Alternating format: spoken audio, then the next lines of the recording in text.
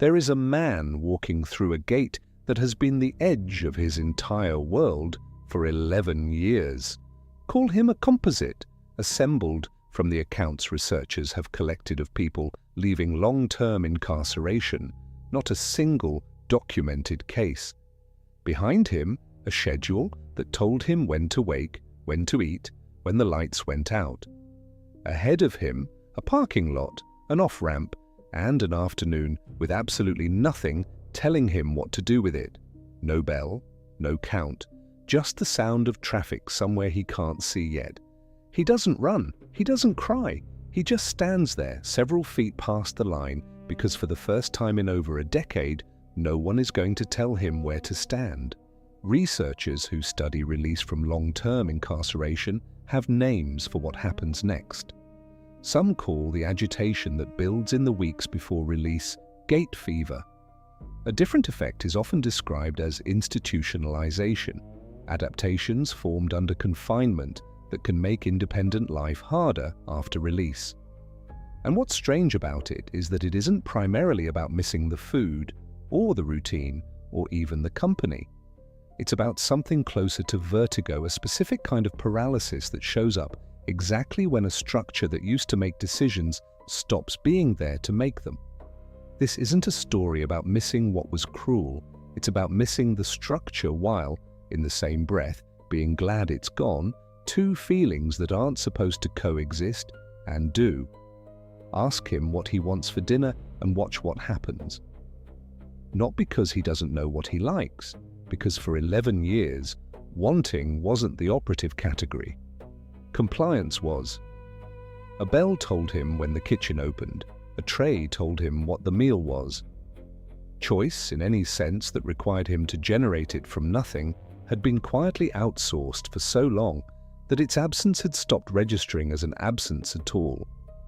And once compliance is no longer required, something that was always technically his, the part of him that chooses, doesn't arrive like a gift. It arrives like an exposure. That word matters more than it first seems. Exposure, not creation.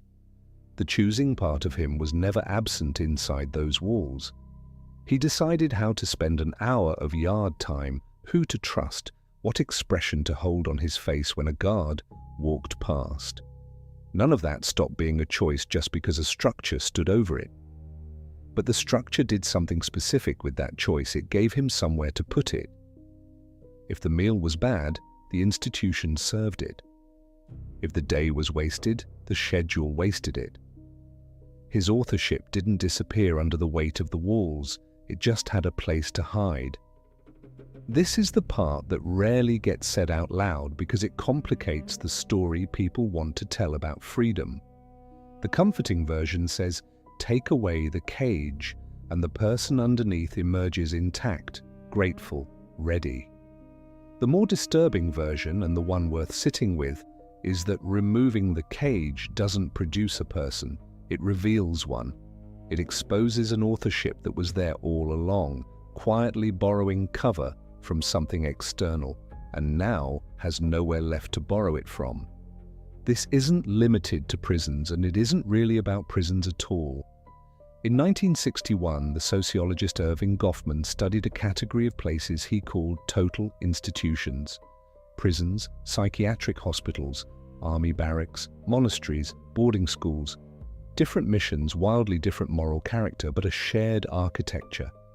All of daily life unfolds in the same place, under a single authority, and according to a tightly scheduled routine, with almost no separation between where you sleep, where you work, and who decides what you do with the hours in between.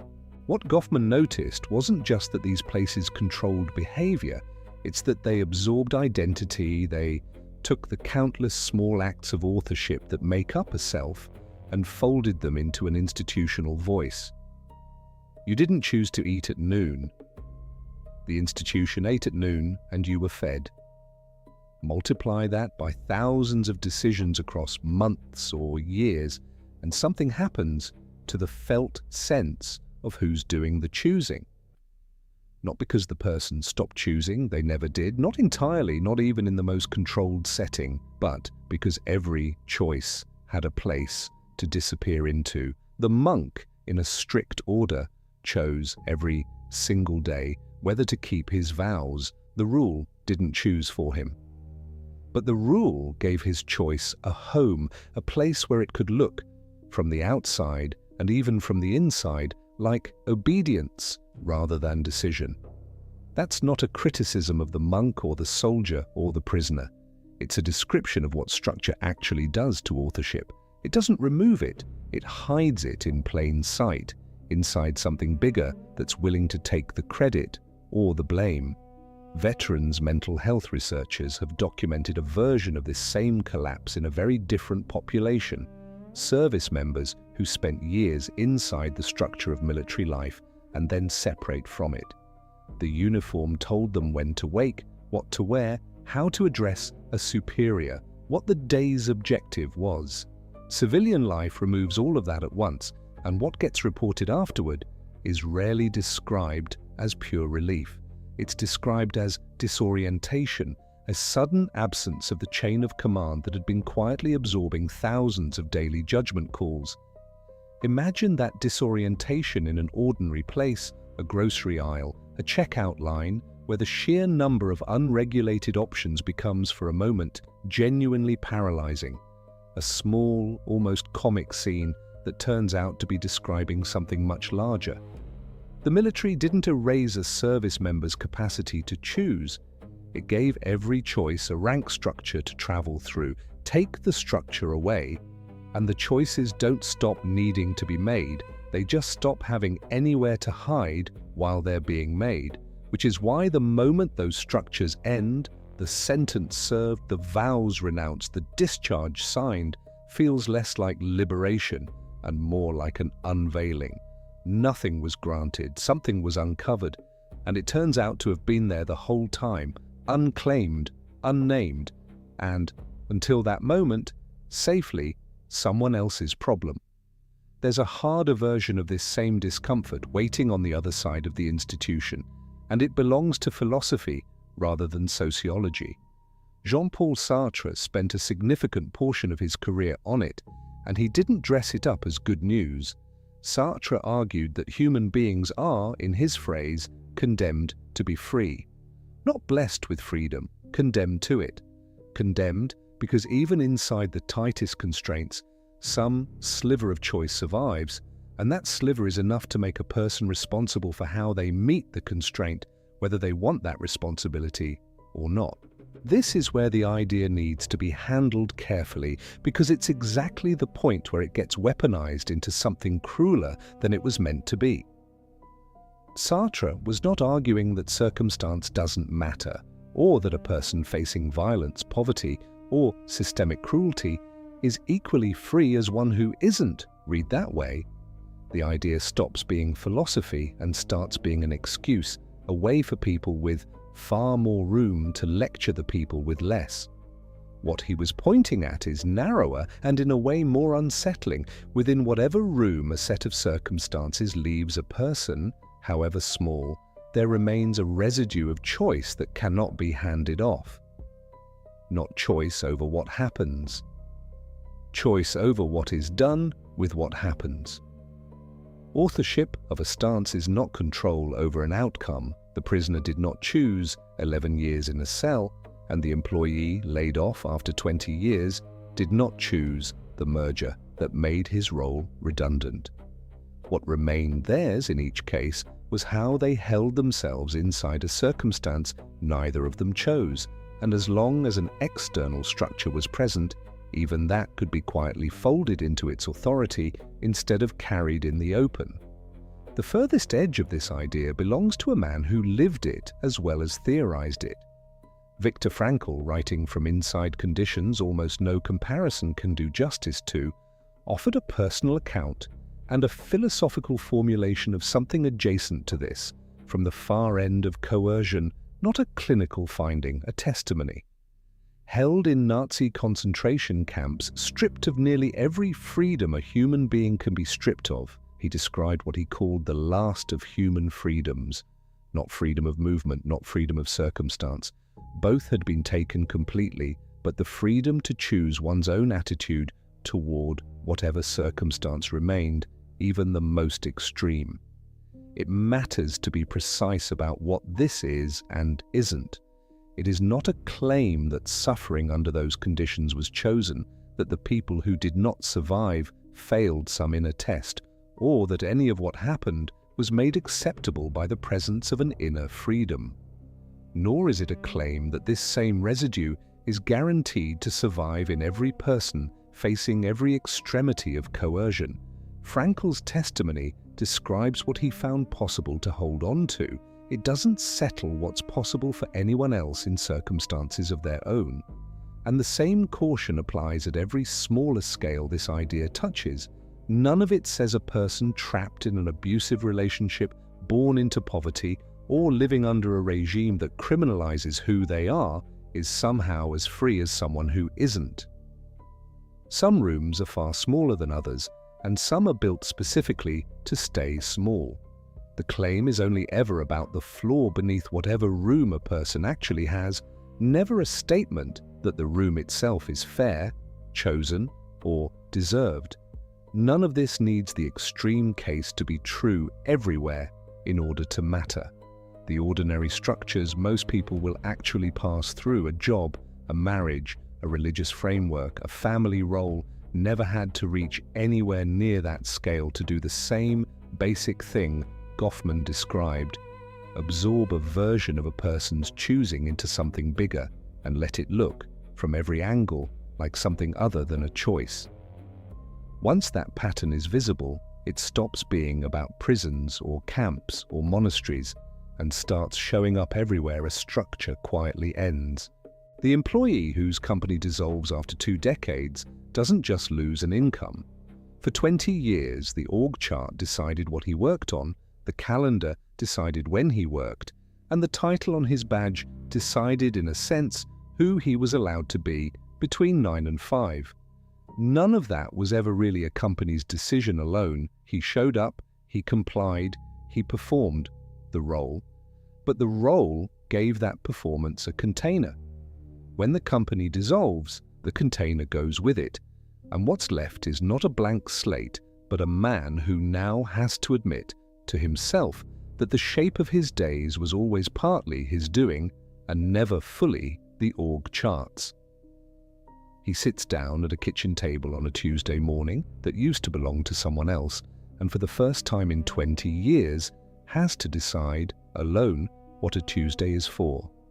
The same mechanism shows up wherever a structure has been quietly doing this work.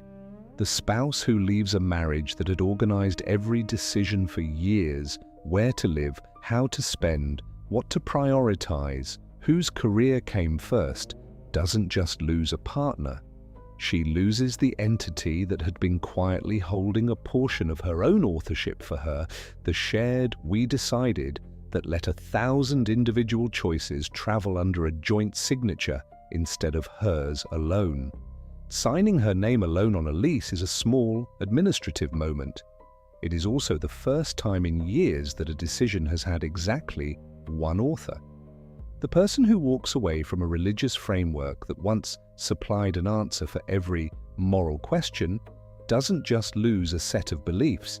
He loses the last authority he could still, on a hard day, hand a decision to, the doctrine that used to absorb the discomfort of not knowing, replaced now by nothing except his own uncertain judgment, which it turns out was doing some of that judging all along.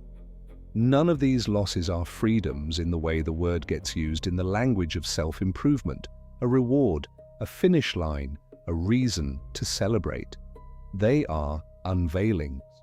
What each of these people is left holding isn't a blank page to write on. It's a page that was always partially theirs, and the part that specific structure used to hold, the company's calendar, the marriage's joint signature, the doctrine's answer, no longer has anywhere else to travel. There's an obvious objection here, and it deserves to be taken seriously rather than waved off. Leaving one structure is not the same as entering pure, structureless autonomy. The composite man released from a total institution steps into a labor market, a parole system, a family with its own expectations, a culture with its own script for what a released man is supposed to do next.